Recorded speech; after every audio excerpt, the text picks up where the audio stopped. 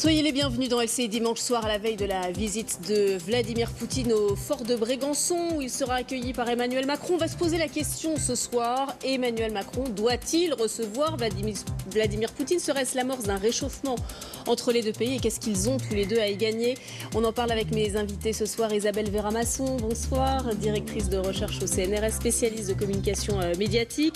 Pierre Laurin, bonsoir, écrivain, spécialiste de la Russie, auteur de l'Ukraine, une histoire entre deux destins chez Bartia, auteur également d'une biographie de Vladimir Poutine.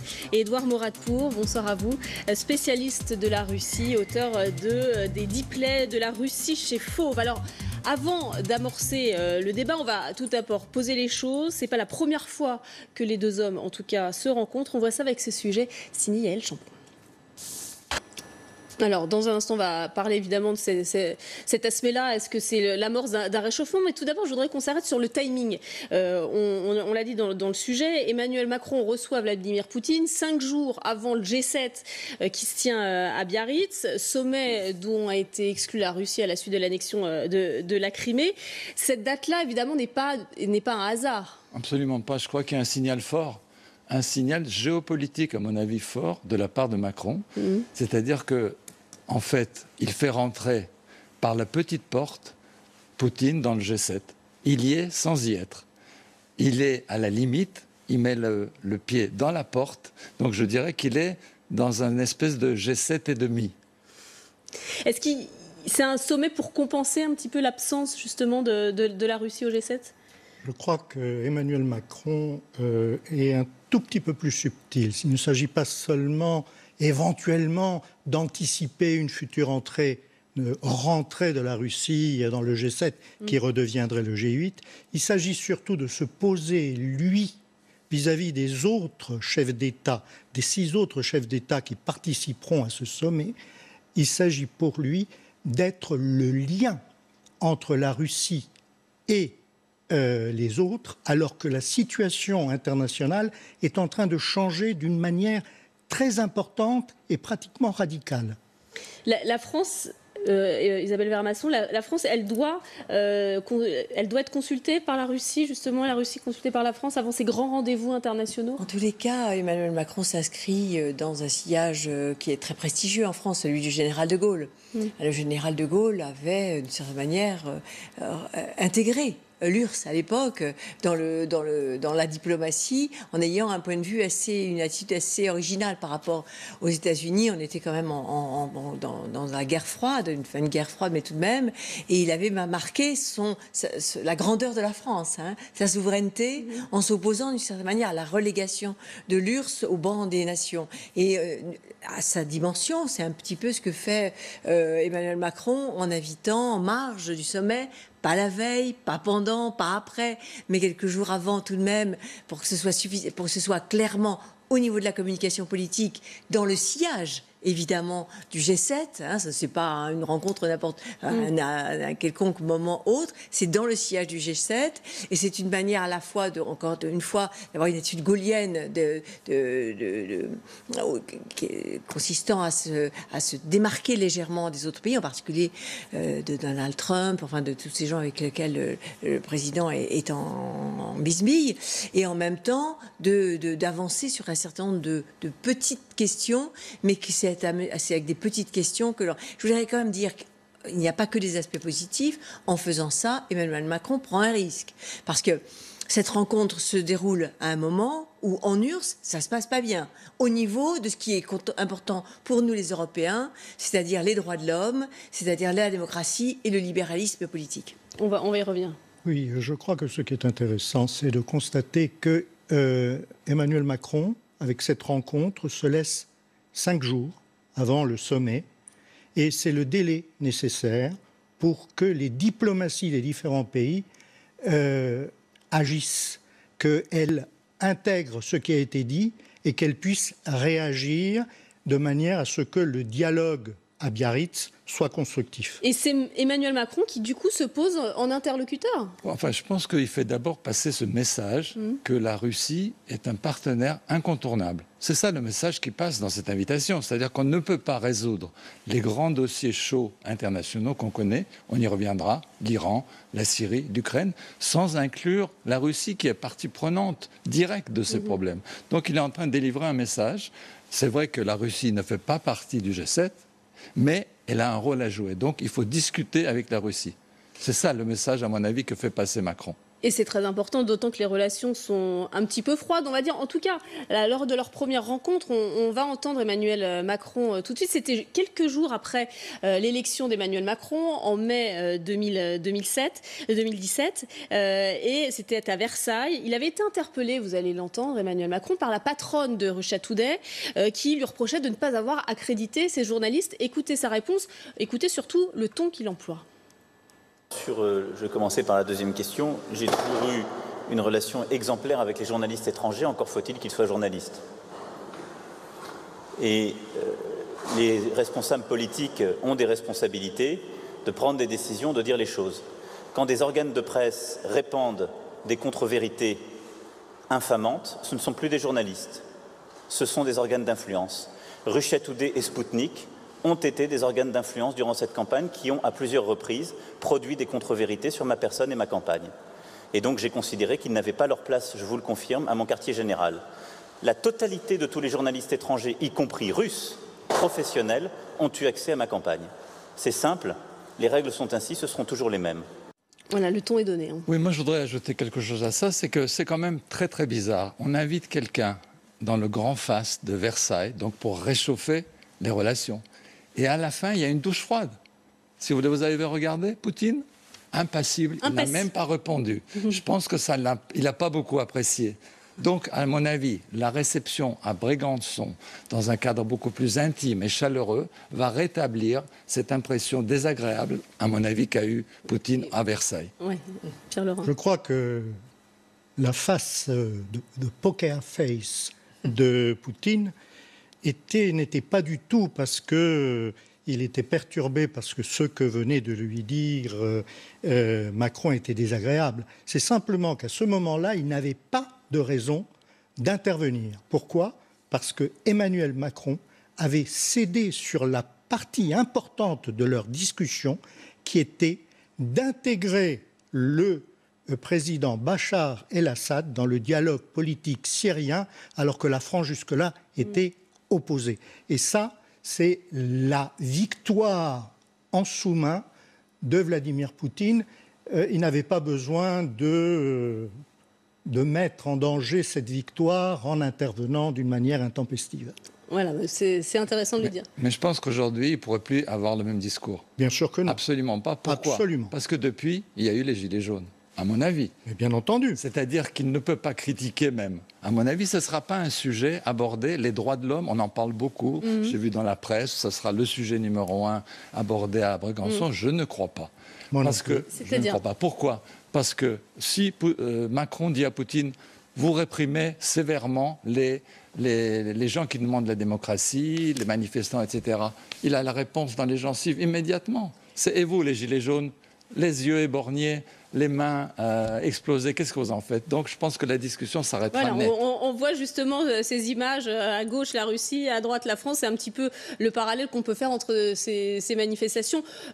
Oui, en l'occurrence, c'est un peu différent la question de la gérance. Hein. C'est-à-dire que je ne crois pas qu'on ait pu dire que la France avait une ingérence à travers ses médias dans les pays étrangers. Je parle des droits de l'homme. Voilà, mais moi je parle de Russia Today et de Sputnik dont Emmanuel Macron a évoqué. Et c'est vrai qu'il s'en cache à peine. Les Russes ont véritablement une politique d'ingérence à l'intérieur des pays, en particulier à travers les fake news. Oui, et il y en a eu pendant la campagne électorale. Je ne pense pas qu'on puisse dire qu'il y a eu la même chose en ce qui concerne la France. Il y en a eu, on le sait, pendant les élections américaines. Donc il y a là quelque chose de très spécifique et on le sait, là aussi, mais ça a eu une influence très importante dans nos pays, puisqu'il y a eu plusieurs lois qui ont été votées dans le cadre de nos institutions, probablement à partir de ces ingérences étrangères qu'il faut contrôler. Je crois que c'était spécifique, en effet, parce que Macron avait été attaqué Exactement. personnellement.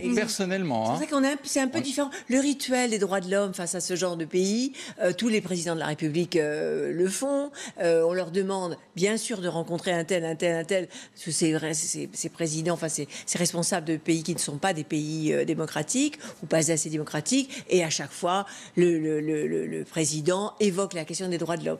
Donc là, il l'a fait. Il va probablement faire comme à chaque fois, même si sur la question de la répression, c'est pas tout à fait la même chose, la répression et les droits de l'homme. S'il y a eu une répression en Russie, c'est parce qu'il n'y a pas d'opposition et pas de véritable... Enfin, pas une opposition. Disons que le principal opposant est en prison. Non, pas du tout. Ce n'est pas du tout le principal opposant. Navalny n'est pas le président. C'est ce que l'on veut faire croire en France et dans d'autres pays européens, mais il représente une infime partie. C'est exactement comme si vous disiez en France, Besancenot est le principal opposant d'Emmanuel Macron, ou bien Éric Drouet est le principal opposant à Emmanuel Macron. Est-ce que vous insinuez que c'est parce qu'il manifeste beaucoup, c'est parce qu'il se victimise beaucoup. Par exemple, regardez, la semaine dernière, il y a eu une manifestation à Moscou qui a réuni 50 000 personnes.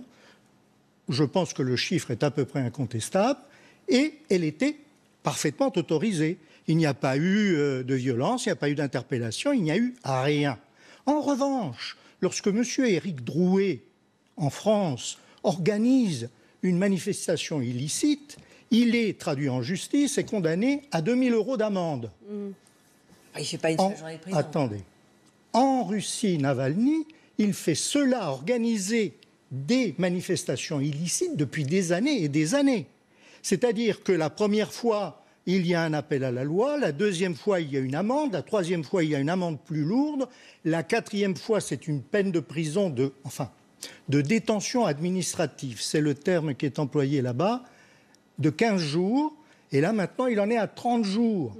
Mais c'est parce qu'il y a une récidive, et qu'à chaque fois, tous ces sursis qu'il a obtenus sont épuisés. C'est tout simplement cela qui fait qu'aujourd'hui, il est en prison. Il va sortir où il est sorti, puisqu'il a purgé son mois. Il y a plusieurs observateurs qui indiquent tout de même que les manifestants sont systématiquement, les opposants manifestants sont systématiquement emprisonnés. Moi, je suis tout à fait d'accord avec ce que vous dites, et je vais l'expliquer. C'est qu'il y a une grande similitude, à mon avis, entre les Gilets jaunes et les manifestations de Moscou.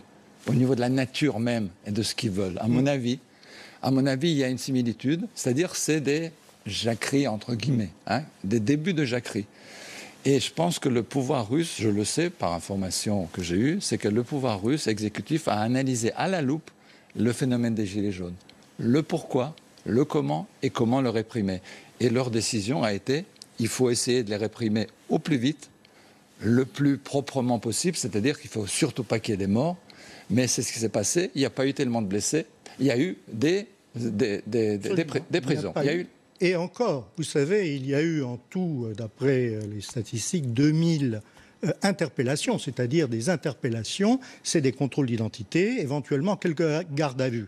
En France, le mouvement des Gilets jaunes, c'est 8400 arrestations, ce qu'on appelle en Russie arrestations, c'est-à-dire des interpellations ici en France, avec 7400 gardes à vue. C'est pas du tout, on n'est pas exactement dans le même rapport. Et je dois dire que je suis d'accord avec vous à une exception. C'est que le mouvement de manifestation aujourd'hui en Russie, c'est plutôt les milieux que l'on appelle en France les milieux bobos. C'est pas du tout les milieux populaires. Les milieux populaires gilets jaunes, ils sont massivement derrière Poutine en Russie. Ce qui pourrait être l'équivalent des gilets jaunes russes, ils sont derrière Poutine. Alors, vous insinuez qu'on en fait trop sur justement ces manifestants qui sont en Russie, où c'est vrai que vu d'ici, on voit quand même que des manifestants s'opposent à Vladimir Poutine depuis des années et des années, depuis beaucoup plus longtemps que Emmanuel Macron, et ils sont quand même systématiquement ou presque emprisonnés, et il y a quand même une répression qui est importante. Non, là je voudrais... Oui, en effet, il y a des gens mécontents. Non, on ne peut pas nier. Il y a des mécontents. Il y a des mécontents. Il y a des gens qui en ont ras-le-bol. Et qui sont sévèrement réprimés. D'abord, ils ont ras-le-bol de voir Poutine depuis 19 ans au pouvoir. Il est là depuis 19 ans. Ça va faire bientôt 20 ans. Et il sera là jusqu'en 2024 au minimum. Et il y a même des scénarios. C'est mon scénario que je décris dans mon livre. Je pense qu'il sera au pouvoir après 2024. C'est mon hypothèse. D'une manière ou d'une autre, je peux me tromper. Il y a d'autres scénarios qui disent qu'il va être remplacé. Il y a même des jeux de politique interne avec déjà des gens qui cherchent à le remplacer. Mais moi, je pense que Poutine, d'une manière ou d'une autre, c'est-à-dire changement de la Constitution, comme en Chine, par exemple, je ne dis pas que ce sera ça, par exemple, la création d'un poste de super-président pour garder les manettes. C'est mon hypothèse de travail. Je pense qu'il va rester là jusqu'à la fin de sa vie. Je peux me tromper. Ça peut faire peur ou pas, mais c'est comme ça. Je n'irai pas si loin parce que actuellement, ce que l'on voit à Moscou, c'est qu'effectivement, il y a des grandes manœuvres pour essayer de dégager une succession crédible. Est-ce qu'il va réussir ou pas, Poutine, à trouver un successeur? Ça, c'est la véritable question. S'il trouve un successeur, que ce soit encore une fois Medvedev ou quelqu'un d'autre, il n'y aura pas de problème. Il se retirera parce qu'il aura quelqu'un qu'il connaîtra, qu'il pourra influencer. C'est un moindre mal. En revanche, s'il n'y a pas de successeur, alors là, effectivement, votre hypothèse peut se révéler juste. Je pense que c'est une hypothèse. Pour l'instant, on ne voit pas la tête de ce successeur. Vous êtes d'accord? Oui, mais ça, on ne le saura certainement pas avant 2022. Mais je pense que par nature, ça va plus loin que l'homme politique. Je l'explique, je ne peux pas l'expliquer en détail en ce moment, mais l'homme Poutine ne peut pas lâcher le pouvoir. L'homme Poutine, c'est un homme avant d'être un président. Et en fait, pour Poutine, il est dangereux de lâcher le pouvoir. Il a beaucoup d'ennemis. En tant que président, il est surprotégé avec 10 goûteurs de plats, avec des gardes du corps à n'en plus finir. Imaginez-le, ex-président, il est exposé. Je pense que Poutine va garder le pouvoir pour rester en vie. C'est mon hypothèse. Je peux me tromper. Mais attendez, pour revenir... Je vous laisse votre hypothèse. Ce n'est pas forcément la mienne, mais j'admets qu'il peut y avoir quelque chose qui... Revenons aux émeutes. En effet, comme vous dites, c'est les classes moyennes supérieures, éduquées, des grandes villes qui manifestent. On est d'accord. Mais la population elle-même, elle a été très choquée par un autre événement dont on peut parler. Pourquoi la cote de popularité baisse? C'est à cause de la réforme des retraites. C'est très simple. Il y a un an, Poutine a mis en place une réforme des retraites qui a augmenté l'âge de la retraite de 5 ans. C'est-à-dire que les femmes partent maintenant à 60 et les hommes à 65.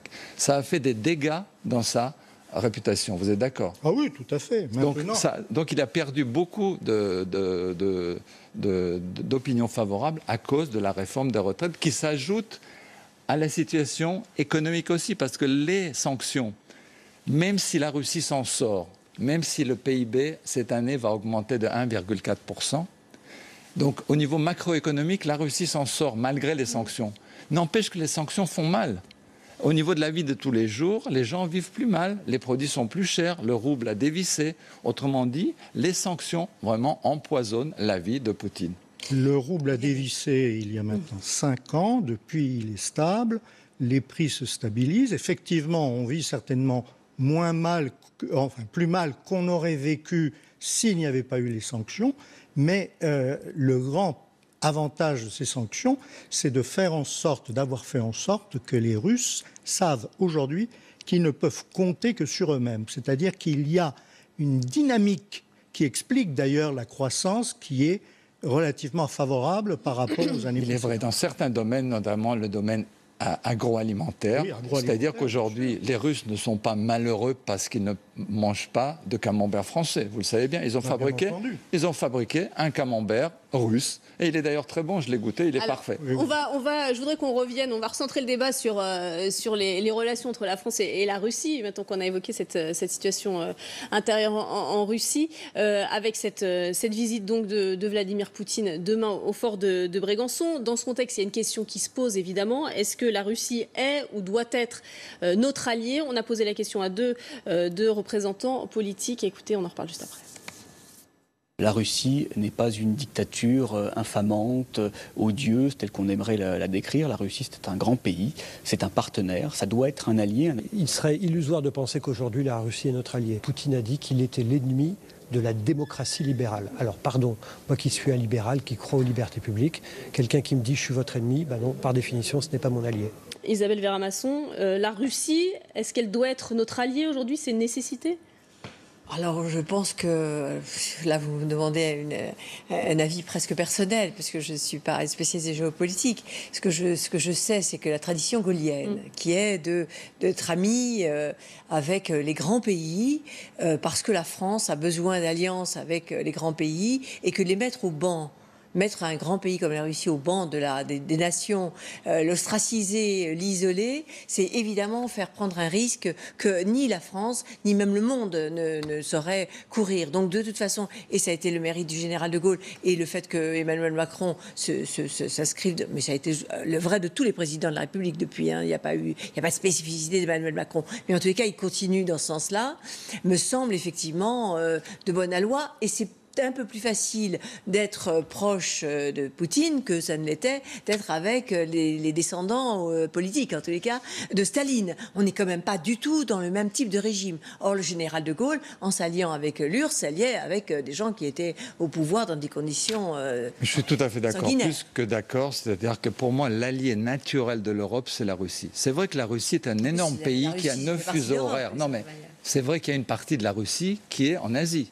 C'est un fait. Et en entendant, mais je pense que le centre de gravité de l'âme russe, elle est en Europe. Je pense que depuis toujours, la culture russe a été quand même européenne, fondamentalement, avec des allers-retours. C'est vrai, il y a eu la slavophilie, et puis il y a eu l'occidentalisme, en effet, c'est le balancier qui est allé d'un côté à l'autre, mais fondamentalement, la Russie reste européenne, je pense. Et je reviens à la phrase de Général de Gaulle. Général de Gaulle, vous vous souvenez, il a dit « il faut construire l'Europe de l'Atlantique à l'Oural ». Il a fait une petite erreur de géographie, tout simplement, parce que la Russie va jusqu'au Pacifique. Donc c'est l'Europe de l'Atlantique au Pacifique qu'il faut construire. Et je crois m'entendre parler en écoutant monsieur. Mais ce que je voudrais dire, effectivement, c'est que lorsque on va à Vladivostok, ce n'est pas une ville asiatique, c'est une ville européenne. Il n'y a pas de différence à Vladivostok avec Kaliningrad à l'autre bout, encore que Kaliningrad est mal choisi puisque c'est une ville germanique, mais par exemple avec Pskov ou avec une autre ville de l'ouest de l'Europe. Il n'y a pas de différence, c'est-à-dire que l'Europe, elle va jusqu'au Pacifique. Et par ailleurs, je crois que ce qui est important, c'est que honnêtement, c'est quoi ce débat où l'on dit est-ce qu'il doit recevoir Poutine, est-ce qu'il doit... Mais la diplomatie, c'est quoi? La diplomatie, c'est le fait de voir les autres pour trouver des terrains d'entente. C'est ça la diplomatie.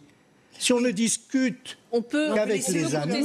On peut laisser aux diplomates la diplomatie, oui, mais arrive avoir un moment, une attitude un peu symbolique. Non, mais arrive un moment où il faut... Vous savez, lorsque De Gaulle est allé en 1944 à Moscou pour signer l'accord avec Staline, il n'a pas regardé que c'était Staline. Il a regardé que c'était la Russie.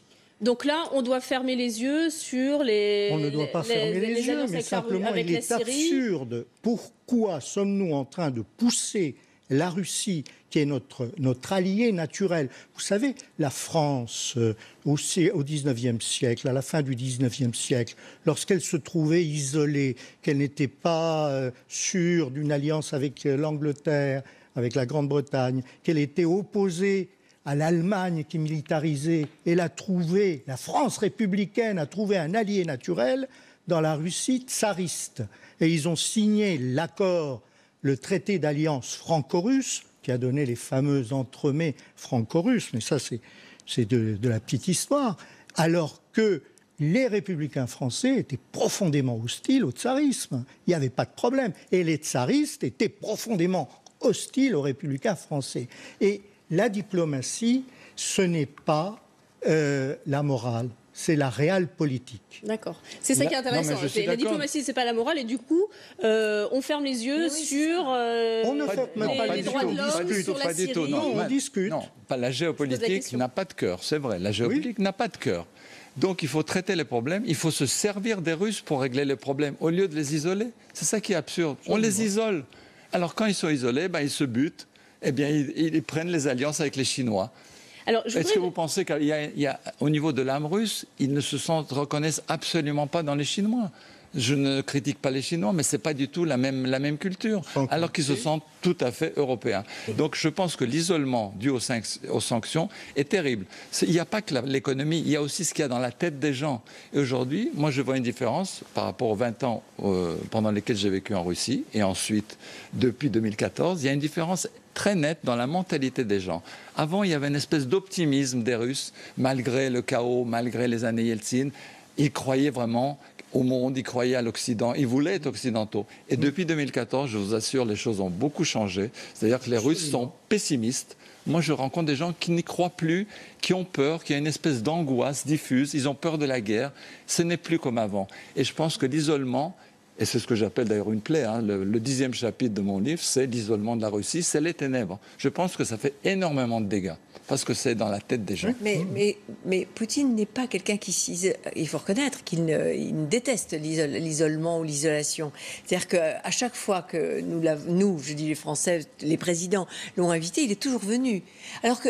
D'une certaine manière, c'est une certaine chance si on pense qu'effectivement il faut s'allier et parler avec les gens, même s'ils ne sont pas d'accord avec nous. C'est quelqu'un qui ne refuse jamais de venir à Versailles, à Brégançon, etc. Ouais, je vais vous expliquer pourquoi. Oui, mais je vous explique pourquoi. Pour autant il cède grand-chose? Oui, il va céder s'il obtient quelque chose. C'est quelqu'un, comme vous dites, qui est poker face. Nous, on l'invite, on le fait venir, probablement on discute de tout ça.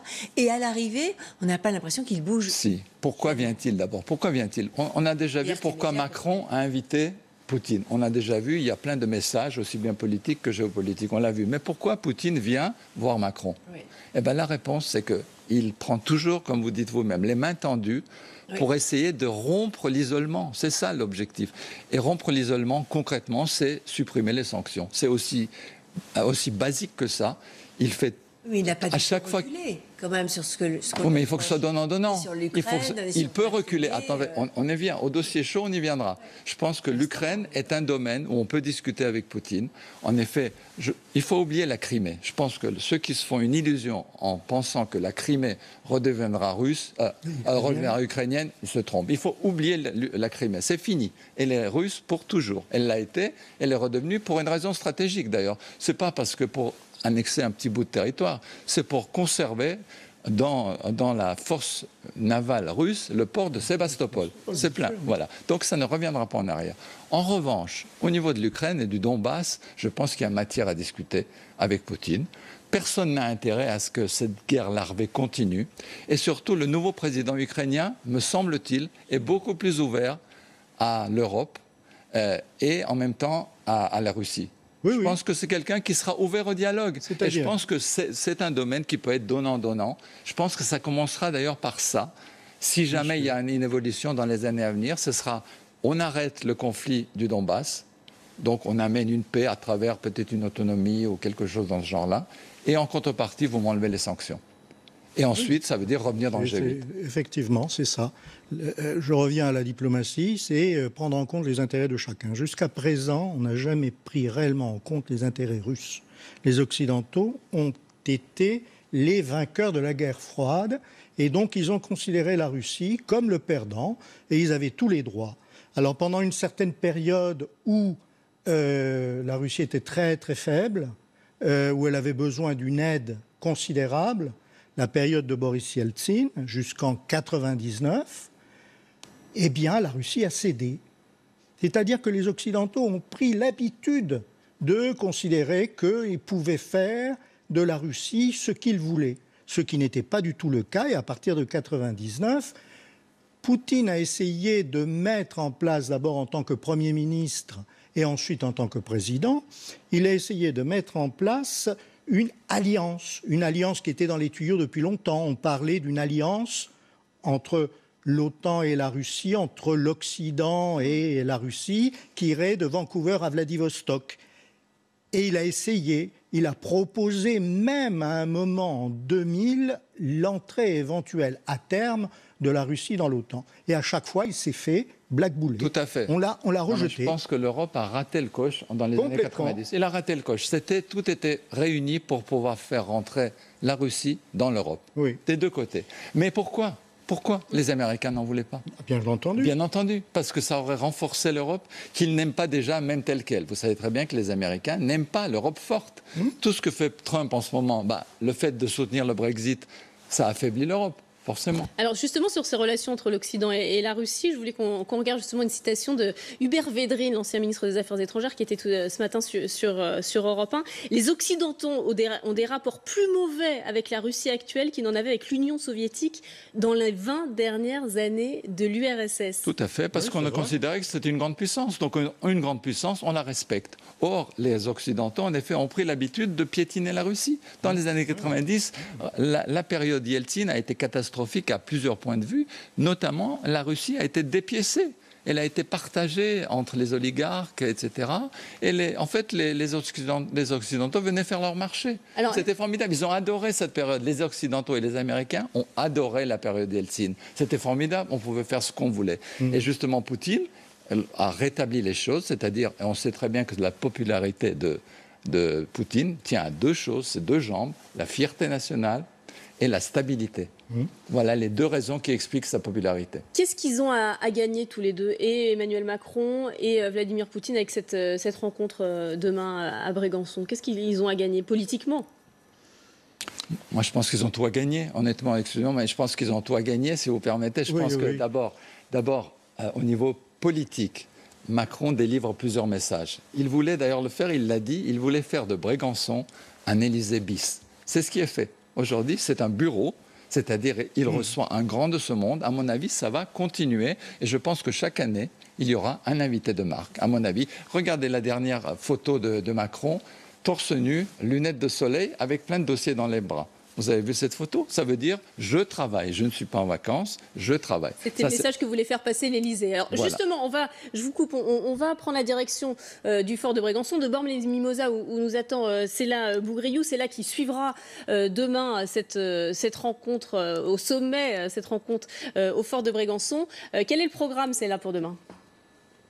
Eh bien, Vladimir Poutine est attendu vers 16h10 au fort de Brégançon. Il sera accueilli par le chef de l'État et son épouse. Il y aura une déclaration à la presse et puis un entretien élargi avec les délégations pour préparer les sujets qui seront évoqués lors de la soirée.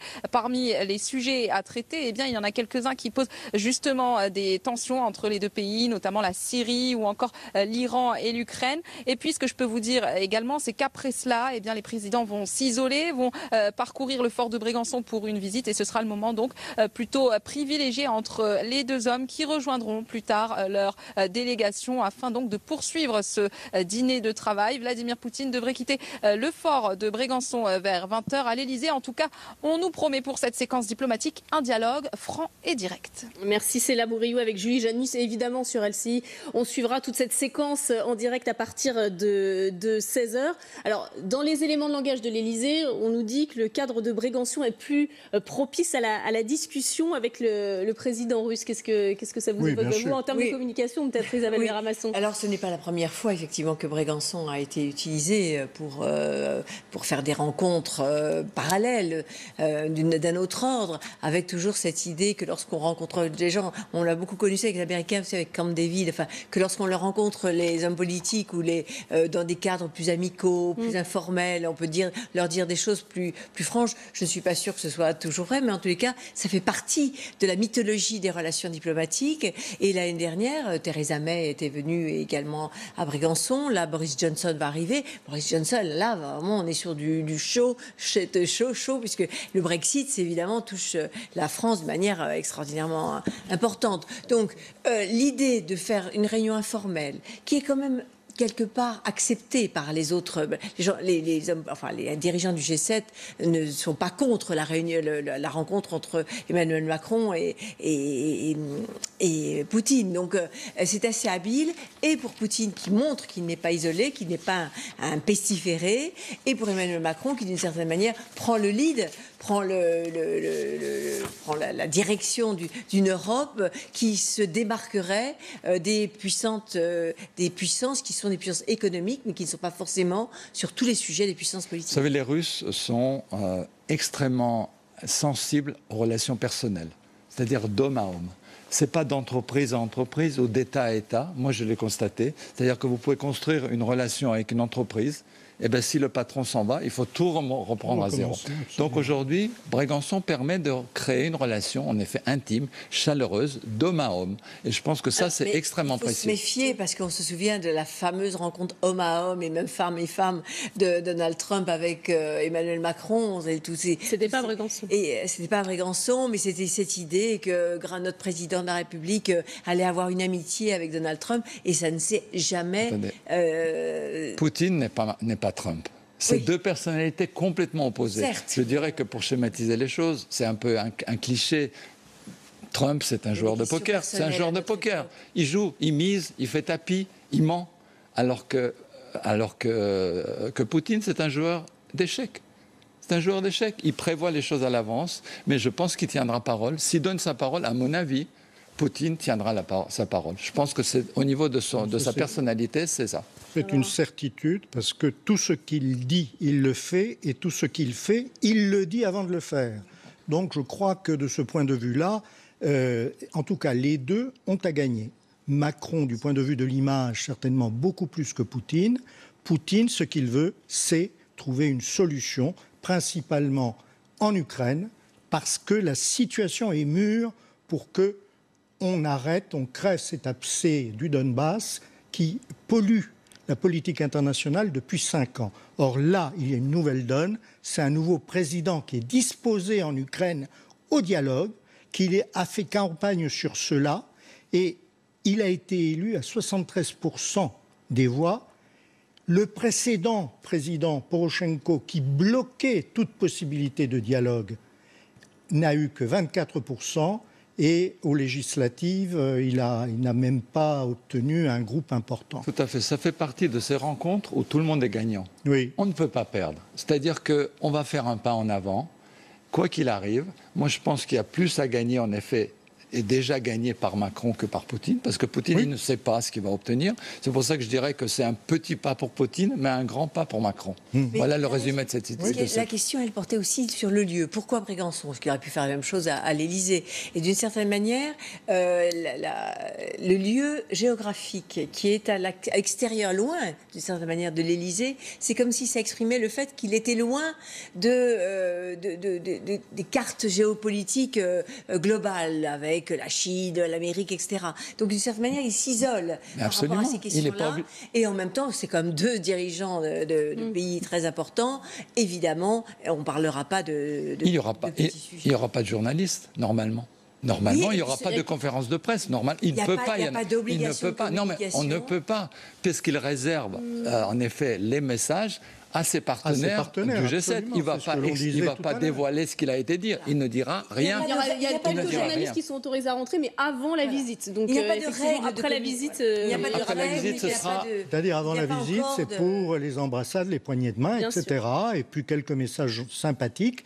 Et c'est tout. Ensuite, ce sera le secret jusqu'au G7. Et ensuite, ce sera les dossiers chauds, qui sont l'Iran, la Syrie, l'Ukraine, le terrorisme islamiste international, les tensions dans le Golfe Persique, et peut-être également l'armement, la politique d'armement qui reprend. Est-ce qu'en une visite comme ça, on peut aboutir à quelque chose de concret? Ou c'est juste l'amorce? Je pense que c'est une amorce très importante. C'est une amorce, en effet. Je pense qu'il n'y aura pas de décision prise à Brégançon, c'est évident. Il ne peut pas. Mais je pense que Macron va porter un message au niveau de ses partenaires G7. Je crois effectivement qu'il y a 2 points primordiaux. Le premier, c'est l'Ukraine, où on est proche d'une solution. Et le deuxième, c'est la nécessité absolue aujourd'hui de relancer les négociations sur le désarmement et les équilibres stratégiques.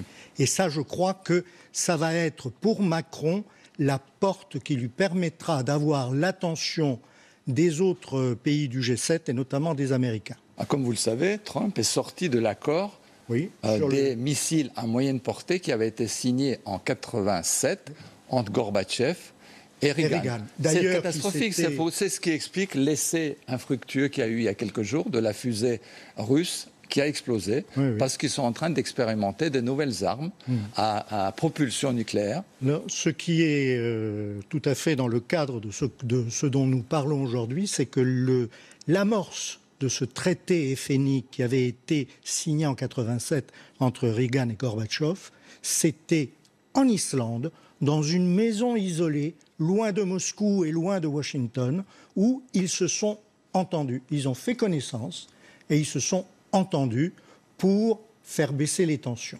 Donc là, on pourrait également assister à une amorce de réchauffement, justement. Je pense qu'on va assister, en effet, c'est un premier pas en avant. Et je voudrais aussi rebondir sur ce que vous dites, c'est qu'aujourd'hui, le grand déstabilisateur du monde, qui c'est ? C'est Trump.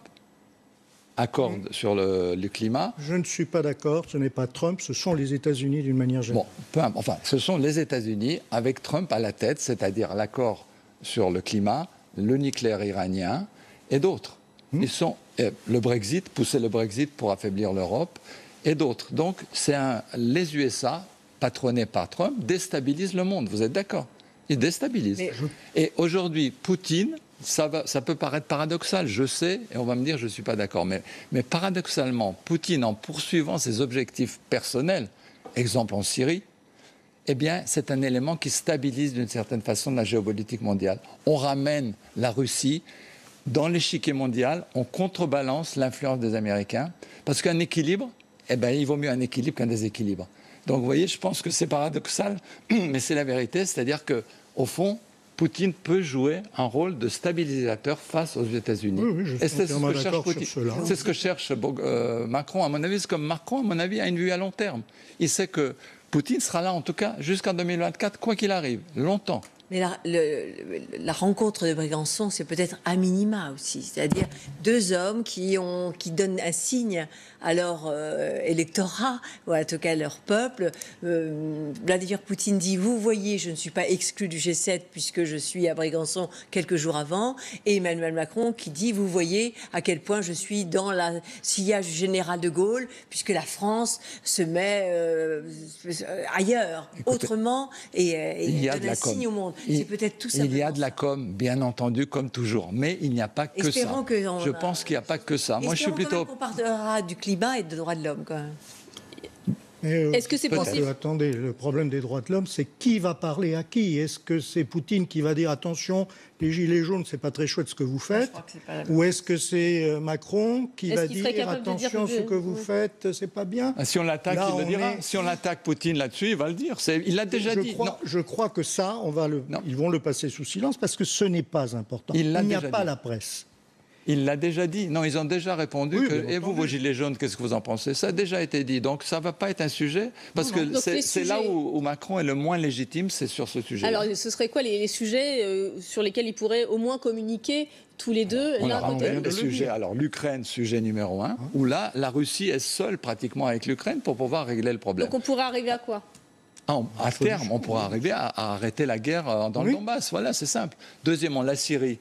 Le régime est en place. En fait, Poutine a joué un rôle. On peut dire que c'est bien ou pas bien, mais en tout cas, le régime est resté en place. Donc là, aujourd'hui, il faut reconstruire la Syrie. Comment on fait ? On a besoin des Russes pour le faire.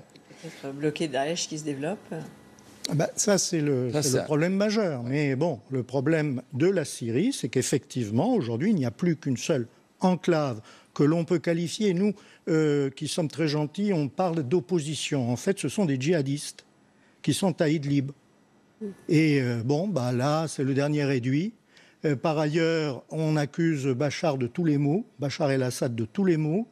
Je ne vois pas de différence entre Bachar el-Assad et le roi d'Arabie Saoudite, à part que, c'est peut-être pour cela qu'on ne l'aime pas, c'est que en Syrie, les homosexuels ne sont pas décapités, les femmes peuvent marcher sans voile, peuvent aller à l'université. Non, mais la question, c'est que nous avons des alliés. Sur son propre peuple, quand même. Nous avons. Mais c'est ce que je voulais dire tout à l'heure en disant. Ce n'est pas un argument. Non, il ne massacre pas son peuple, il y a une guerre civile. Je voudrais dire, quand je dis déstabilité, la Syrie est un très bon exemple. L'Irak a été explosé pour des fausses raisons. En plus, l'Irak, on a fait la guerre à l'Irak en inventant une raison qui n'existait pas. On le sait maintenant. En Syrie, c'est pas une fake news, puisque c'est nous qui l'avons faite. En Syrie, alors que ce soit bien ou pas bien, en Syrie, Poutine a stabilisé le régime. On peut dire que c'est bien ou pas bien, c'est à discuter, l'histoire jugera. Mais en tout cas, il a stabilisé la Syrie qui n'a pas explosé. La Syrie n'est pas devenue un Irak ni une Libye. Donc voilà. Oui, bon. Alors on peut juger ensuite, est-ce que c'est bien ou pas bien Bachar el-Assad, mais en tout cas il a joué un élément de stabilisation. Il y a quand même de nombreuses victimes. Mais toute guerre, mais bien sûr, vous croyez que j'aime cette guerre? Bien entendu, elle est horrible. Elle est horrible. La guerre, il aurait pu négocier avec son opposition au lieu de la bombarder quand même. Je crois qu'avec les djihadistes, on ne négocie pas. Je regrette. Avant que ça devienne les djihadistes. Mais c'était avant, ça. il n'y avait pas d'opposition démocratique. Elle n'existait pas. Elle existait à Paris, à Washington. Sur le terrain, il n'y avait pas d'opposition. Et prenons troisième dossier, l'Iran. L'Iran, sujet chaud. Oui. La Russie a de l'influence sur l'Iran, Bien on sûr. le sait. Donc elle peut faire passer le message que ne développez pas votre arsenal nucléaire. Je crois que c'est ça l'objectif. Mais qu'on elle peut l'avait donner. déjà fait passer, ce message, et ça avait abouti à l'accord qui a été rompu par les Mais Américains. c'est ce que je dis. Mais je pense qu'on peut demander à Poutine d'exercer son influence pour attendre pour le moment de ne pas aller trop loin. Je crois que c'est ça C'est l'objectif. ce qui est déjà en train de se faire, parce que honnêtement, si ce n'était pas comme cela, la situation au détroit d'Ormuz serait bien pire qu'aujourd'hui. Il y aurait déjà des vaisseaux qui auraient été coulés. Absolument. Et ça, c'est une conséquence du conflit, enfin de la situation du dossier iranien, c'est le détroit d'Ormuz. Absolument. Danger. Ça peut exploser n'importe quand. Et enfin, le terrorisme international. On sait très bien que la Russie est un allié naturel pour combattre le terrorisme islamiste, parce que là, elle-même, à l'intérieur du pays, elle a subi, avec tout le phénomène tchétchène et autres. Donc elle connaît le problème, elle peut aider. Donc la Russie peut aider à régler nos dossiers. Il faut s'en servir. Parmi tous ces dossiers que vous avez évoqués, on n'a pas du tout parlé de l'environnement. C'est un dossier qui peut être évoqué entre Moi, les je deux pense hommes. que ça peut être évoqué, mais je dirais que la Russie a signé l'accord, et c'est tout. Elle respecte l'accord. La Russie n'a rien à craindre, c'est vrai. Elle a un territoire tellement vaste. Elle a la Sibérie qui est glacée. Donc, à la limite, c'est vrai que le réchauffement de la planète peut même favoriser la Russie. Mais vous avez remarqué, elle a signé, elle joue le jeu. Donc, je pense que ce n'est pas un sujet. Il n'y a pas de conflit sur ce sujet-là, en tout cas. C'est pas un sujet qui fâche. C'est un sujet pour les habitants. Enfin, quand on va un peu en Russie, moi je fais un voyage, c'est quand même c'est consternant de voir dans quel état sont les. Non, mais on parle de réchauffement de la planète. La question de l'environnement. Non, mais là, on parle de réchauffement de la planète. Non, mais le plan climat, c'est uniquement pour limiter le réchauffement de la planète. Mais ça passe par la pollution. Il n'y a aucune aussi, par la sensibilité à la limitation de la pollution et à la question d'environnement dans ce pays. Aucune sensibilité. Non, je ne crois pas que c'est Il y pas a une inscrit. évolution très nette, vous savez. Enfin, il y a du travail encore. Il y a des choses. Bien sûr qu'il y a du travail, mais ça ne fait que depuis 30 ans qu'ils travaillent. Tout à fait. Nous, on a. Et la question peut se poser d'une manière, je trouve, totalement légitime. Comme elle se pose partout, mais elle se pose partout. Maintenant, Russie, ce qui est important, ce qui concerne la Sibérie, et je reviens à la géopolitique, excusez-moi, c'est que la Sibérie, c'est la principale crainte pour Vladimir Poutine et pour les Russes, parce que c'est un territoire immense. 14 millions de kilomètres carrés depuis l'Oural, peuplé de 20-25 millions d'habitants. Et à la frontière sud, 2000 kilomètres de frontière directe, 4000 en incluant la Mongolie. 1,5 milliard d'habitants, 9 milliards de kilomètres carrés, et c'est la Chine. Et dans cette Sibérie, il y a à peu près entre 50 et 60% des réserves minérales de la planète.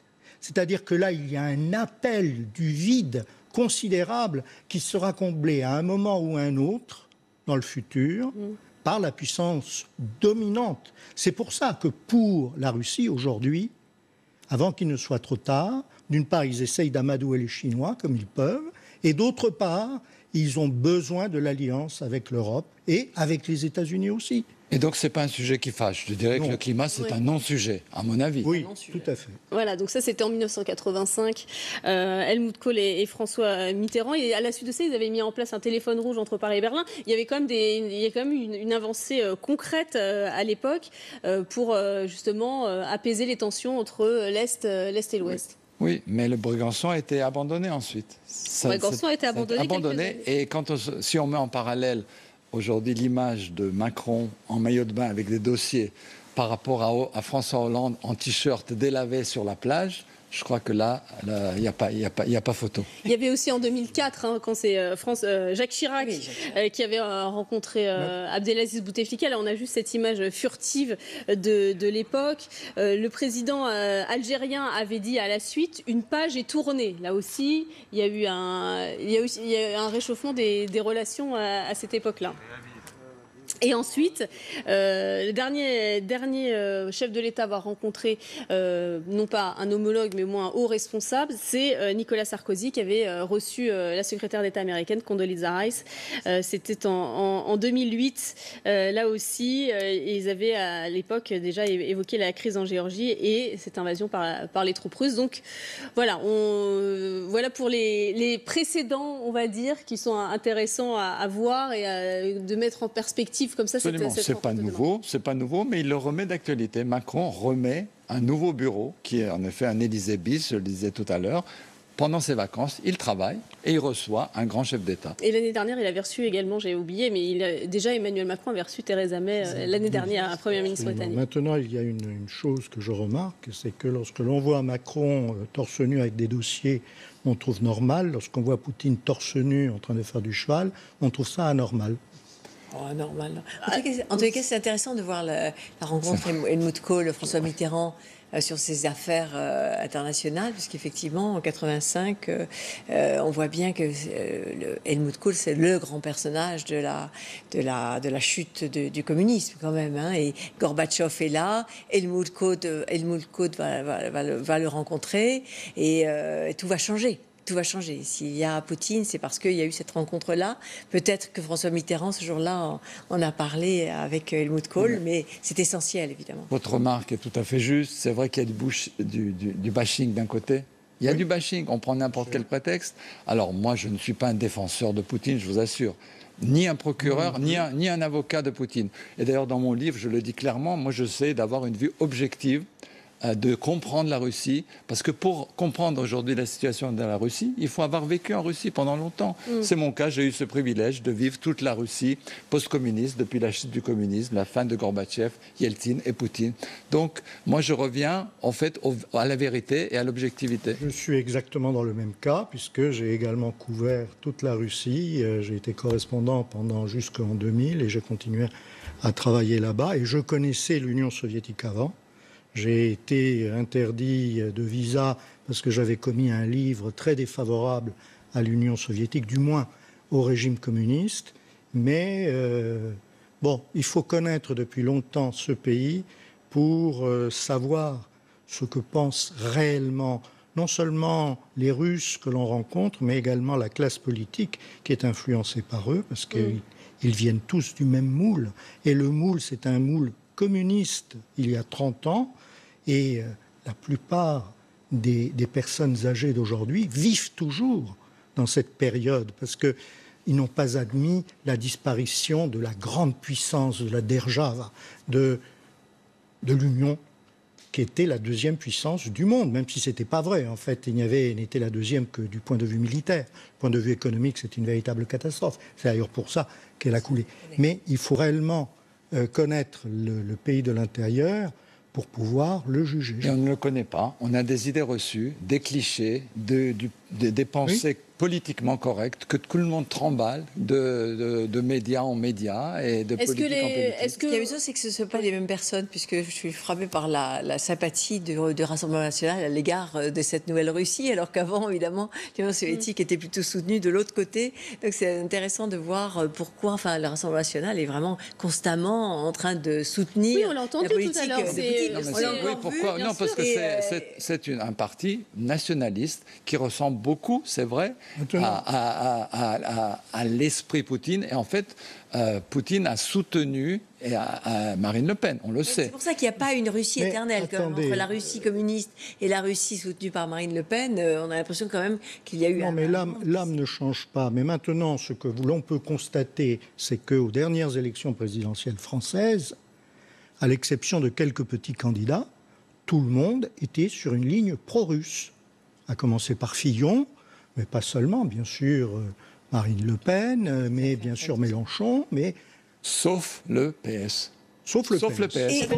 Et Emmanuel Macron, et d'ailleurs, je lisais dans Le Monde de ce soir un spécialiste de russe, dont j'ai oublié le nom, qui expliquait qu'il s'inquiétait de la rencontre entre Emmanuel Macron et Poutine à cause de leur différence justement d'âge, donc de culture. Parce que c'est vrai que Poutine est un homme de la guerre froide, est un homme de l'URSS. Il a été formé sous le communisme, alors que Emmanuel Macron fait partie de cette génération. Vous pensez qu'il peut y avoir un choc de génération en tous les cas, entre les hommes? En tous les cas, effectivement, ce ne sont pas des gens qui ont les mêmes références, qui ont le même vocabulaire, qui ont la même manière de penser. Donc il peut y avoir, je n'en sais absolument rien, mais en tout cas, il peut y avoir une difficulté parce qu'on sait à quel point l'homme, le russe du monde communiste et le russe d'aujourd'hui est incroyablement différent. D'abord, Poutine a évolué.